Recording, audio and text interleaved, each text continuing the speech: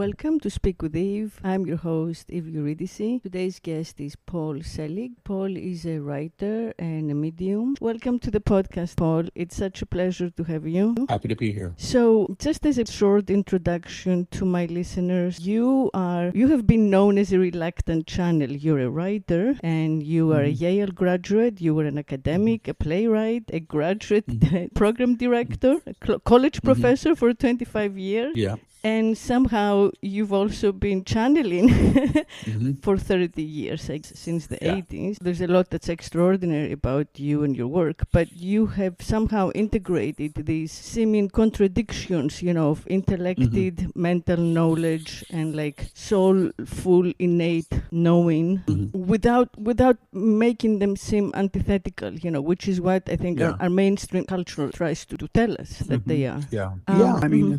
I have. I suppose. So you've written 12 books, and they have all been, these books have been transmitted to you. It's a kind of rapid transmission. You record yourself as you receive transmission. The one that I read first is called I Am the Word, and that was around 2009, 2010. And there is a book coming out next month, titled A World Made New. Book 3 of the Manifestation Trilogy. And yet, you're not quite the writer. You are the writer, but you're not the writer. No. It's an interesting freedom that you have from the self-consciousness of the writer, because you consider yourself just the messenger, the vessel. I do. It's very different. So you hear your guides. Your guides dictate the manuscripts through you. You hear them not through your ear, but through an inner hearing sense. Yes. And you call yourself a radio broadcasting from the source. So how did this, tell us a little bit the story of how you, how difficult it was to commit to this opening or awakening and to go public with it. At a time where there is a lot of, normative, in the normative world, there is a lot of doubt about our connection to spirit, which used to be for thousands of years very mainstream and common. Well, I didn't expect to be doing this. About a little less than a year after I graduated from Yale, I was a writer. I was a playwright. My career looked like it was about to take off in a big way, but I was also a bit of a drunk. And I hit a real bottom, which was curious. And I ended up praying for the first time in my life. I'd been raised sort of an atheist, so I didn't know what a spiritual life was, or that one could have one, or why one would even want one. It just wasn't on the menu for how I grew up. But I did that, and about 3 days later, I heard a voice, which was the first voice telling me to get my act together. And it wasn't like a voice in the room. It was like a thought that had its own quality that blocked out all other thoughts. And I couldn't refute it. I knew it was true, and I took the action that they told me to do, and that was that. But my clairaudience, which is how I see this, was something that was developed. I started opening up psychically shortly thereafter, which was a challenge. I started seeing little lights around people. I'd had an experience of energy, a few months into this that left me seeing these little lights. I didn't know what to make of any of it. And I ended up studying after a while a form of energy healing to get a context for some of this stuff. And I was volunteering at a center in New York that was providing services mostly for people that were living with AIDS. This was the early 90s, and there were no cures, and these pop-ups were starting up. And I found that when I had my hands on people's bodies, I began to hear things for them. So if I had my hand on your chest and I heard the name Billy, I learned to say, "Who's Billy?" And they'd say, "My lover, my father, my husband, my son, my dog," whatever. And as that kept getting proven out, I began to trust it more. I began to trust whatever the station was that I was tuned into. And I did a little group that met in my apartment for 18 years. And people would put $10 in a basket, and we would sit, and I was mostly interested in the energy that was coming through, not the information. There's always a very tangible and palpable energy that's present when I work. And I I was developed through that period. I was a college teacher through pretty much all of it, and had this other life. I wasn't looking to be known for this work, but I was fascinated by it. I didn't understand it. And I also think that my longing for a spiritual life was very, very, very pronounced. And I think I didn't know that I could have one. So now that I knew that I could, I was fascinated. And because I had been given enough sort of tangible proof, experiential proof that there was something far more than just the physical body, I sort of committed to learning what this was about and doing it. And it wasn't an intellectual learning. It was all practical. I'm still somewhat of a skeptic. I'm not a good New Ager. I never have been. But I know that there's a phenomena that's present. And it wasn't until I was about 48 years old, I'm 62 now, and I quit smoking finally. I was a heavy smoker, that when I quit, everything just opened up even wider. And suddenly the guides began to lecture through me. And I just knew that I was hearing more, and I wasn't very interested in the content. I was interested in the energy, and another medium found out that I was doing this and I was not recording the lectures because they were lectures now. And I began to do that, and then I began to transcribe. And I had about the worst case of writer's block of anybody I've ever known in my life. It was crippling and shameful and debilitating in every way, shape, or form. It was like this dark cloud.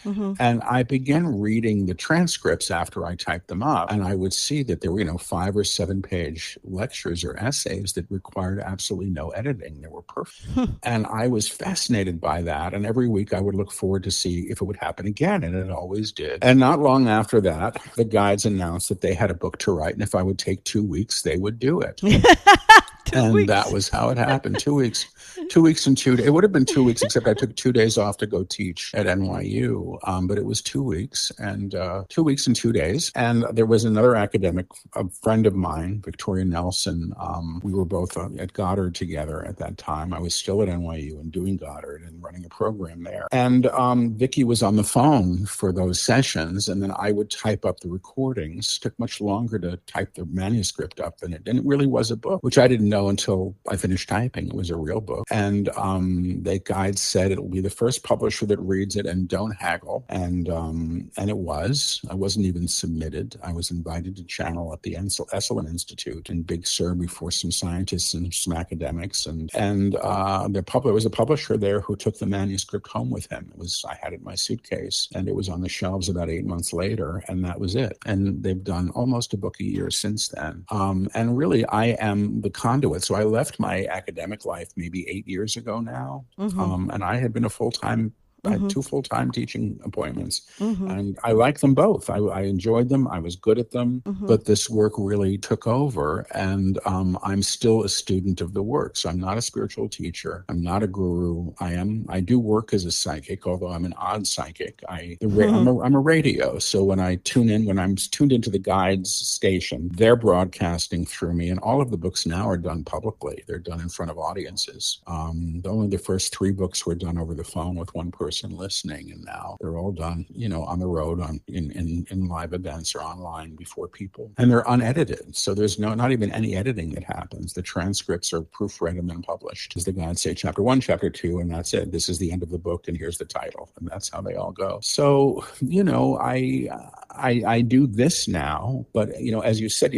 my name is on the cover, but I'm not the author. And with the psychic work that I do, I just tune into people like they're the coordinate or they're the radio station, and I can hear them. So I'm like a medium for the living. So if you're estranged from somebody and you give them their name, I can probably tune into them and hear them. I may even start to look like them, and I can talk about the dynamic that's there, and that's it. It's a very quirky skill set that's been developed through I think practice and showing up with some real consistency for a good number of years now. Well, I think first of all it speaks to your bravery and fearlessness, most of all, and I don't know, supreme confidence, because again, both sides of our civilization, of our culture right now, would look at it with suspicion, right? So on one hand you have religion, where mainstream mainstream religion basically looks at anything from like, Quakerism and energy healers and hands-on shamans with some skepticism. Edgar Cayce was received with skepticism, right? There is in the general sense that there is one God, but only our God. So the God, everything is great if that God's not the other people's God. You can't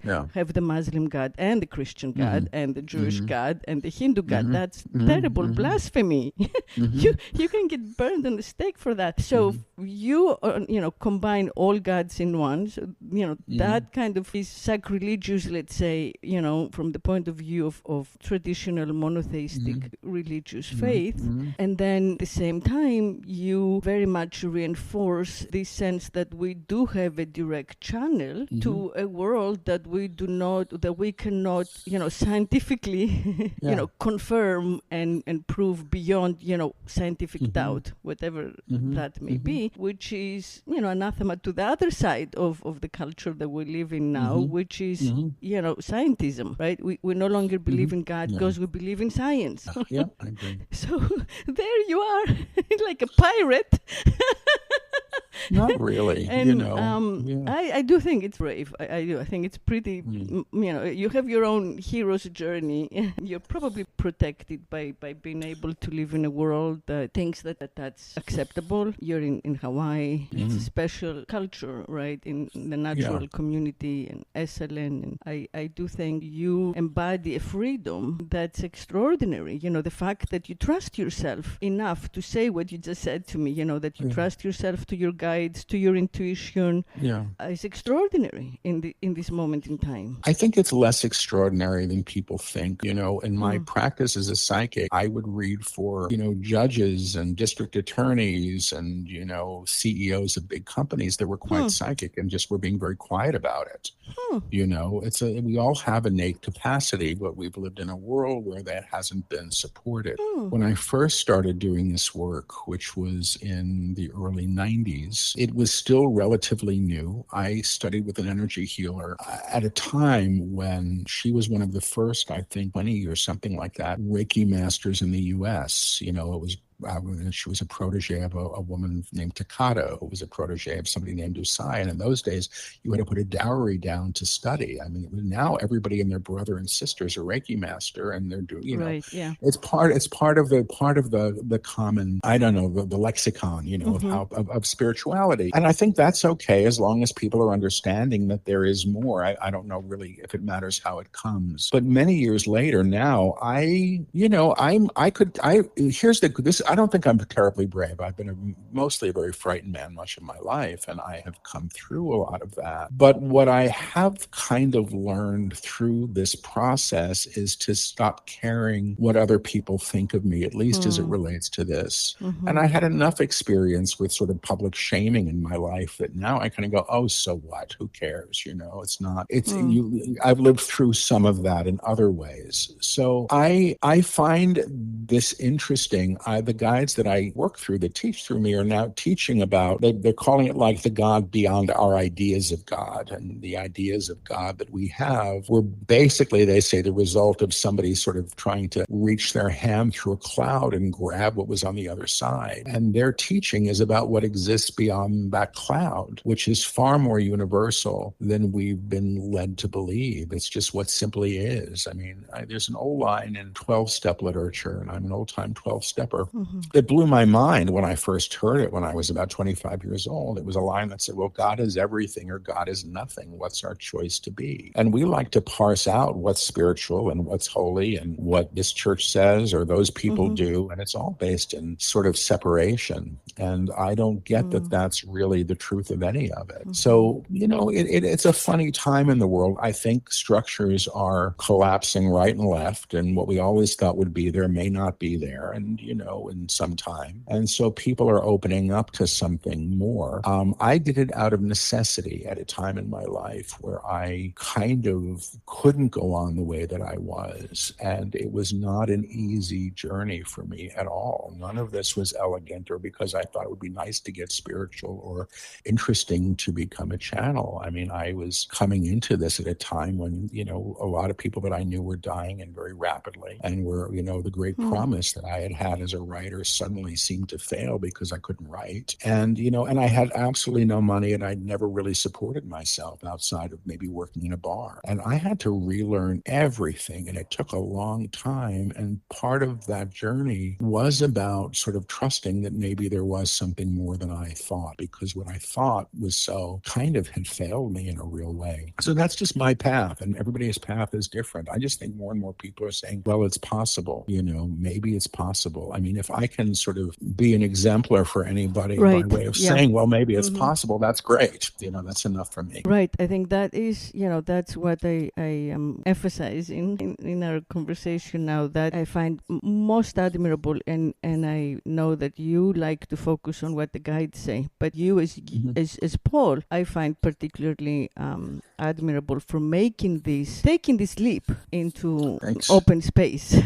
I appreciate that. Yeah, it's amazing, and the fact that you did not fear that you might not land back into yourself, that you might lose your familiar sense of self, that you might not find your way back to the cultural construct of yourself. When you become other people, the way you seem to go in and out of other consciousnesses, it's like, well, what if I don't get back into the familiar mask that everybody I recognize me by, and I lose my mind? Yeah. That's I think is probably, it's even bigger than the fear of not fitting in. It's like the fear of becoming too other, which basically is what we call insanity. So I think that many people probably have a capacity for psychic access, but they just would be terrified of setting themselves aside and shedding themselves and showing up to some other consciousness that comes through them. Well, I don't think everybody has to be a channel, but everybody has access to their own inspiration. And I personally feel that psychic ability, call it whatever you wish, are really a refinement of the existing senses. They're operating, it's just the senses operating on sort of steroids. I'm primarily a clairaudient, which means I hear. All these things are translated into language for me to be able to interpret. And a clairsentient. I'm sorry, a clairaudient? Clairaudience. It means clear hearing. Yes.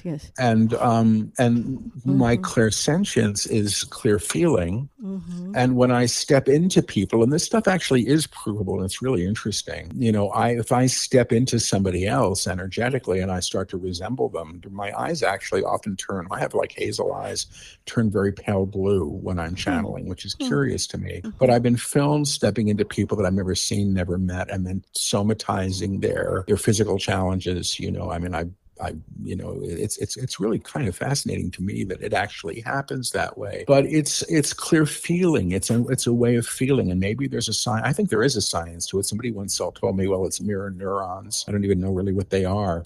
But it's just another form of empathy, and it just goes to my mind to show me that we're far less separate than we assume that we are. My mom, who never would have called herself psychic, used to know when I had a fever when she was on vacation. She just knew something was wrong with the kid. My parents did that too.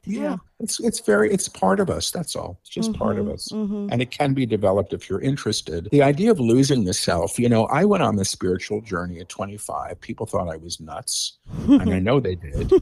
And I didn't know whether I was nuts or not at that point. I was just miserable and trying very, very, very hard to stay afloat. And what happened for me, I suspect, is that it became far more ordinary than extraordinary. So I have an experience of being in the world that's informed by other things. But I questioned it, and my bravery was tested, certainly. But in a weird way, I was left with no options. It's a curious thing, and I I appreciate people who discover spirituality and then they get into the accoutrements of spirituality or the culture of spirituality. People now talk about the spiritual market and they're looking for careers in spirituality. I could have cared less about any of that stuff. I just wanted to get through my life. And I did, and I am, but in a much, much, much more interesting and richer way than I think I would have even known was possible to me prior. And, people's journeys are very different and distinct. And I think that's part of the soul's design. I do believe that, we come here with certain things to learn and certain things that we want to experience. And we get to have those things. And I don't think they're always all that pleasant. But anyway, this is just opinion at this point for me. Yeah. And I'd like to add that what you're pointing out is that conflict is how we define ourselves. Our knowing of ourselves is through, what antithesis. I'm Greek, which means I'm not a Turk, right? Yeah. But that's only at the level of personality, which sort of holds itself through a lens of separation. Right. But that's how we're raised and we're educated. Yeah, it is, but it's not, it's actually unfortunately untrue. We over-identify with our professions or our sense of gender or economic status, all that stuff. And I don't think any of that is who we are. And I think the personality is a structure and a way of learning. We learn through it and it's useful, it's beneficial. But one of the first things that I heard as a channel was in my 30s. And I always have to say I'm like 90% sure that I heard this because I wrote it down because I didn't understand it. And I was struggling and I heard, freedom will come when the throne relinquishes its king. And I thought, what the hell does that mean? But I understand it now. It's very much the guide's teaching, which is who sits in the throne? Who's running the show? Is it my personality self that thinks he has to get there first or is only as good as his last book or what people think of him or how he's desired? Or am I the truth, what the guides call the true self, which is the higher expression? And the personality self is there, and all of those differences can be celebrated, our different ways of looking and being in the world and expressing ourselves. Those things are to be celebrated. But the essence of who we are, I think, is far more plural than singular than as we think we are. I think we're of the whole, whether or not we want to believe it. And I find it interesting how you make this distinction, all the time between you, your personality, or you as like whatever, the people at the grocery store know you, and then the guides, or you as one, that one, the monad. Yeah. Is it like a change of consciousness? Like, do you feel that you go in and out of, let go of your one, let's say, secular or pedestrian consciousness, and you enter like a higher? Sometimes I do, but I'm mostly still, I walk around as Paul, who gets cranky and likes this and doesn't like that and all those things. But I am operating, at least right now, I don't know if it stays, but I've been having an interesting experience lately of really not operating with a lot of fear. Like it's not lurking.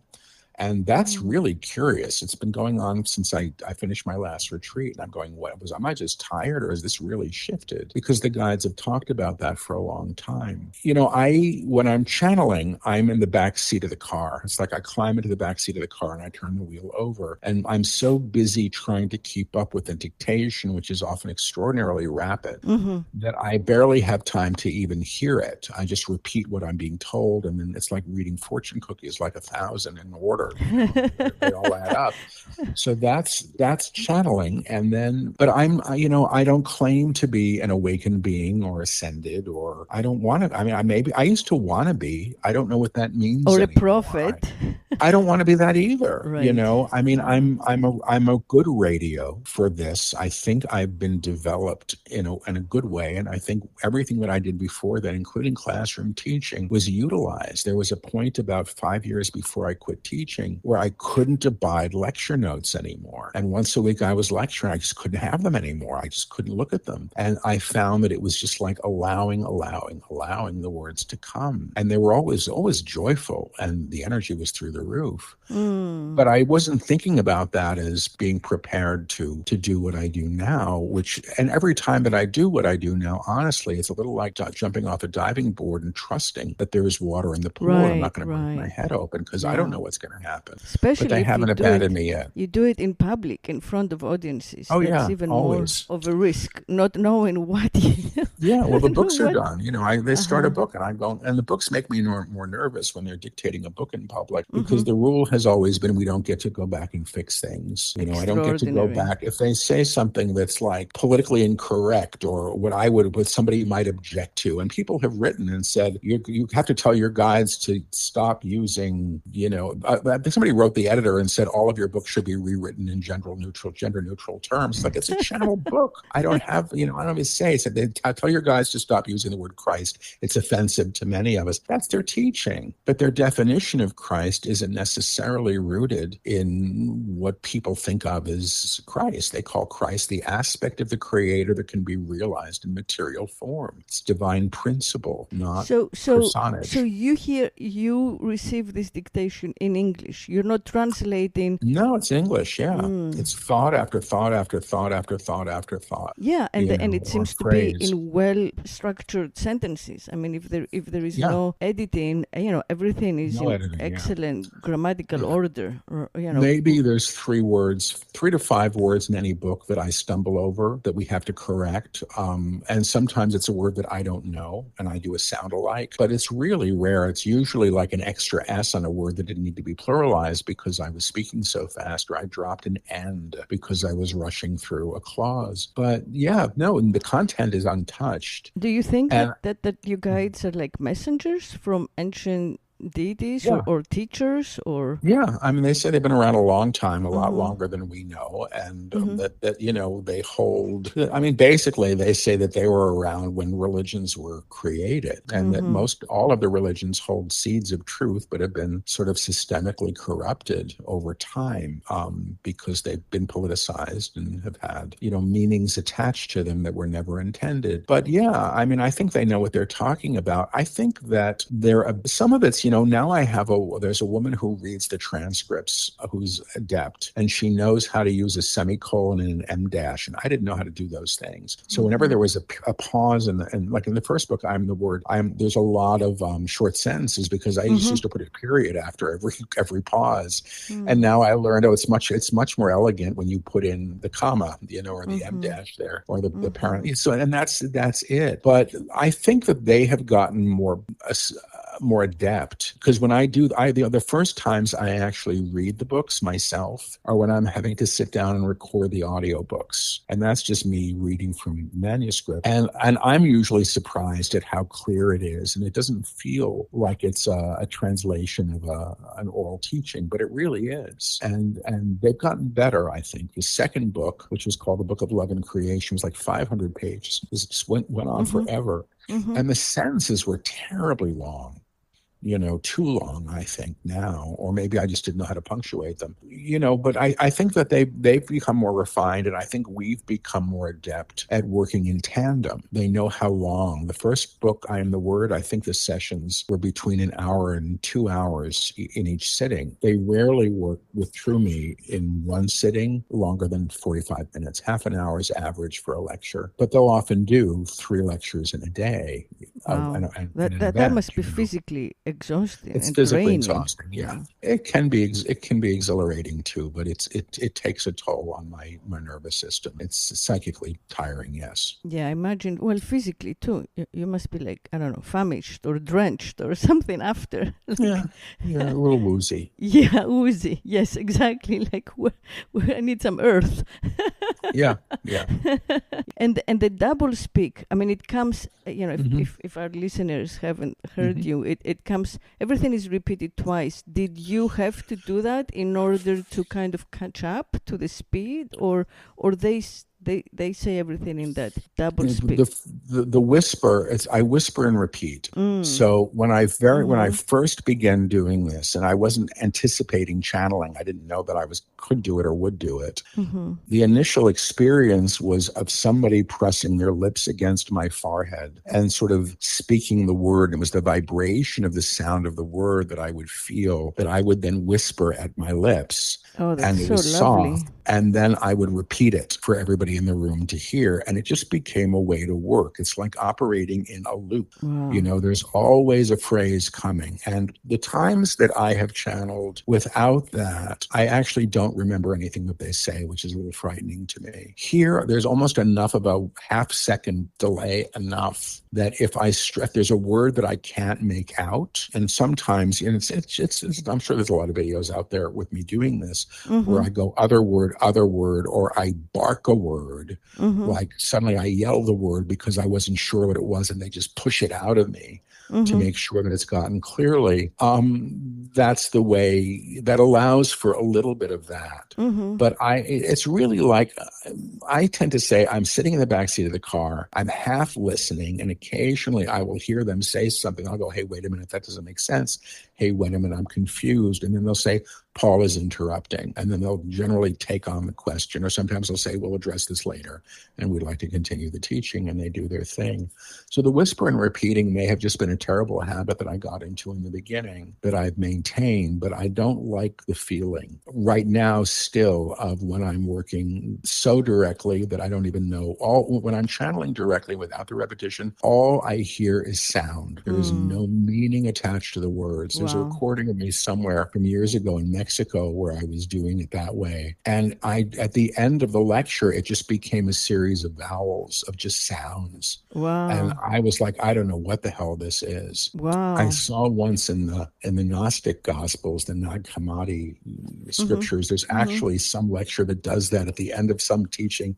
It's just like A, O, U. And I was like, oh boy, that's what it was. That's what it felt like. But, you know, it's it's not a lot of help to anybody who's trying to track the logic of the lecture. Yeah. Well, listening to you when you're channeling, it does feel that there is a translation, you know, on your part, that you're kind of intuitive translation. And it does help. I mean, it does help the listener, because this, you know, the second time is when I at least get it. You know, the first time is like, whoa, and then the second time it lands. And then they said recently in a lecture, just like last week, I think, they sort of said that that what they're sending me is vibration that is being translated into language through my system. So, you know, they actually are talking a lot about moving beyond language and beyond, because language, they say, everything has been endowed with meaning, and the meaning that things have been given is generally claimed through collective agreement or historical data. And that to restore things to their true nature is to move beyond the meanings that things have been overridden by. So you're right, actually, there is a translation going on. I just don't experience it that way, but that's how they've explained it as well. Yeah, well, that would be the ultimate goal, you know, to restore things to their nature that's beyond, you know, the limitations of language, which comes down to us, you know, from earlier civilizations that had a lot of bias and prejudice. But then how do we communicate?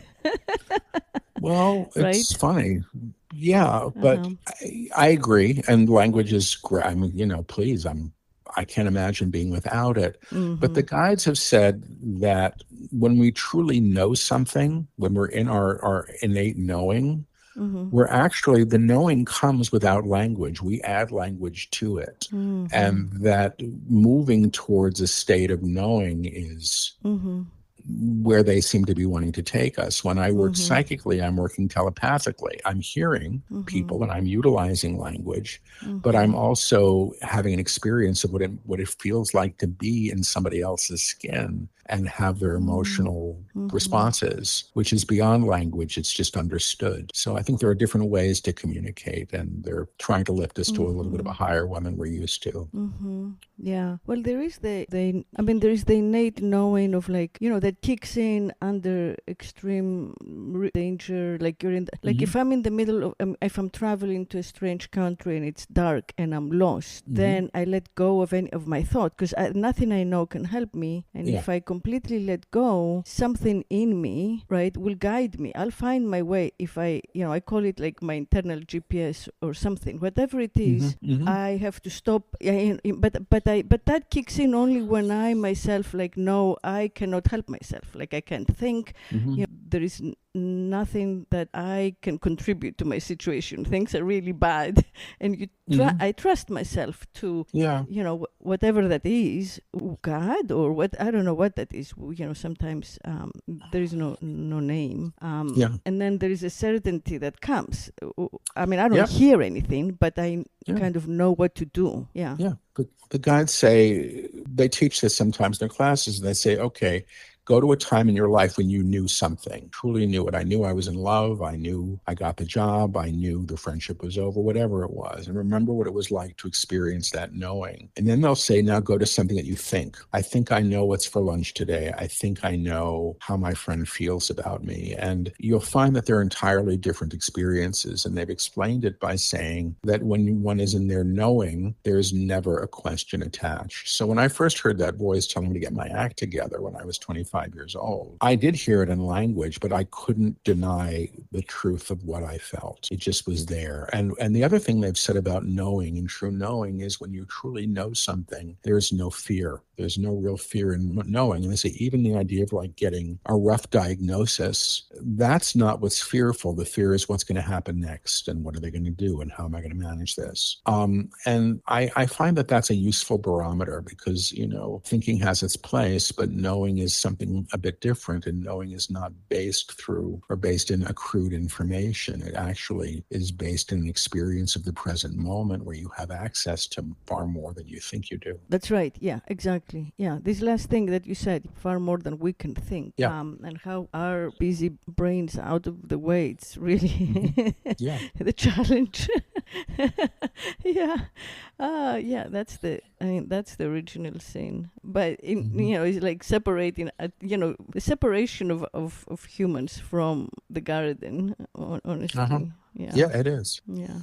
Relationship to like incantation, because like I think incantatory speech, which is a little bit what you do, it's obviously it's not taught in school, but it's really how people, I think, trusted and communicated. My grandfather was a priest. I was raised in church, and everything is chanted, sung in kind of unique notes that don't exist in the in the world outside. So those sounds that are from an ancient language that we don't speak anymore because they're in Byzantine, right? Those sounds themselves seem to have like as one of their properties, healing. It's almost like you repeat it. The incantation itself has an effect beyond whatever it means. What the words say. Yeah, I agree. I mean, the guides teach through attunements, and the attunements they are basically incantations. It's they say the language is encoded with vibration, and they say about all of their books. Their books are encoded with vibration. So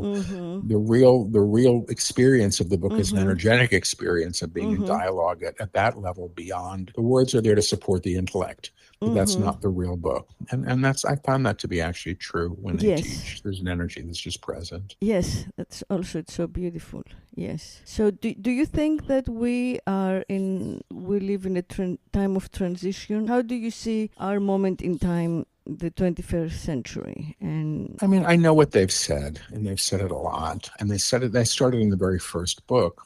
They said humanity is at a time of reckoning, and a reckoning is a facing of oneself and all of one's creations. They've also said that everything that's been created in fear is going to need to be recreated or reknown in a higher amplitude, in a higher way. And that the structures that we have been creating all this time and abiding by and expecting to be there, that actually hold fear as sort of the mortar that holds the bricks together, those structures may not last, that it's a time of renewal.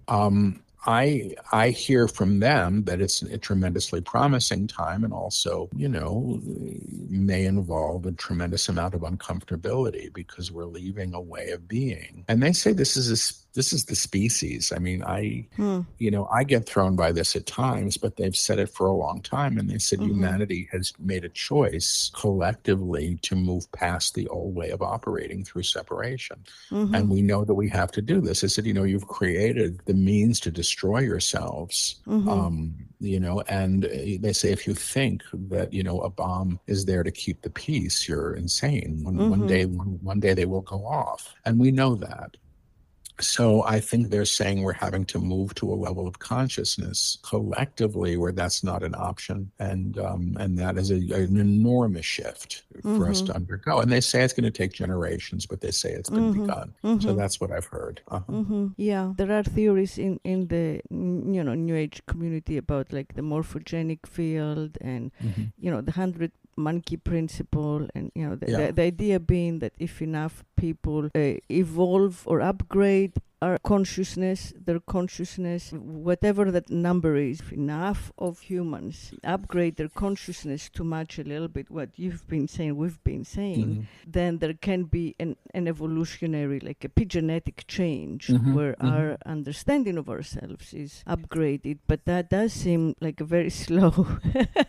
I mean, I don't know. It's now, like I think that since COVID, what I knew was like my natural community, the yogis and the burners and the vegans and the manifestors and the meditators. I mean, it's a vast variety. The community has been fractured by the politics of COVID a lot, and the relationship. I mean, the relationship of, like, say, the body politic to government mandates. So I don't know. It seems that there is some infighting that I hadn't seen before, and hopefully it moves beyond that. You know? I mean, that's all. That's really all I have to say about it. Yeah, exactly. Yeah. And it may be all for the better good. I mean, there may be like a lot more people who come into this community as a result of this fracturing. There could be that in the end it becomes much more mainstream, which would be positive. It depends on which side of the fence you're sitting on. So, and that's the problem with that. And I mean, the book the guides are dictating now is called Divine Union, and they're talking a lot about separation and how we've used that. And it's a very simple teaching. What you damn and who you damns you back. What you put in darkness calls you to the darkness. So that includes any group of people. It's really stupid, in my opinion, finally, to perpetuate division. And they also say self-righteousness on whatever side one is on is always the personality self. So, they're teaching about moving to a level of consciousness where things are altered through a recognition of the inherent divine. And that's not necessarily convenient. They used to say, they talk about the upper room, which they say is a state of consciousness, as you can call it Christ consciousness. They describe it as the octave of tone above the common field. They say we exist in an octave. Our reality with highs and lows and our ideas of good and evil and light and dark, it's all still one octave. And they're lifting us, they say, to the octave above this. And that's what they do. So they've said you cannot lift the evil man to the upper room because you have made him evil, which means you've aligned to him at that level. And it's that simple. Yeah. But none of this is easy and none of this is comfortable, for my personality. It's easy. I like to be right, so, I'll pay the price for that as long as I have to. But I think we're in an interesting time. And I think the kind of fracturing that you're talking about is happening all over the place and in different ways. And I think the good news is the guides say, we have to see this stuff in order to be able to move beyond it. A lot of what people dealt with finally was levels of prejudice and levels of, inequity that have been present for a very, very, very long time were finally being seen and addressed. And none of it was comfortable, but nothing really gets addressed until it's seen. And we like to hide our own shame, let alone our collective support of it. So anyway, and we also hide our gifts, I think. Again, I'm going back to what I was saying in the beginning. I really do think that more people would have or do have access, interpretive access to spirit consciousness, but just don't know how to admit that in the wide world, in front of like their colleagues and their families. As it becomes more normative and familiar and mainstream, then it will help move us beyond our limitations, our current limitations. Yeah, I agree. Yeah. And so, and thank you for coming today to speak to us, and thank you for doing this for so many years. And everyone out there, Paul can be found in your website, right? Through your website, paulselig.com. Yeah, there are like, ABC, Nightline, and Deepak Chopra have said flattering things about you. So that helps you get the sort of accreditation that we were just talking about in the world of everyday human exchange. I mean, do you feel that there is something else that you'd like to say? Do you feel complete? No, good. And I appreciate the time. And, it was a nice conversation. Thank you so much. Yeah, thank you. Thank you for joining me.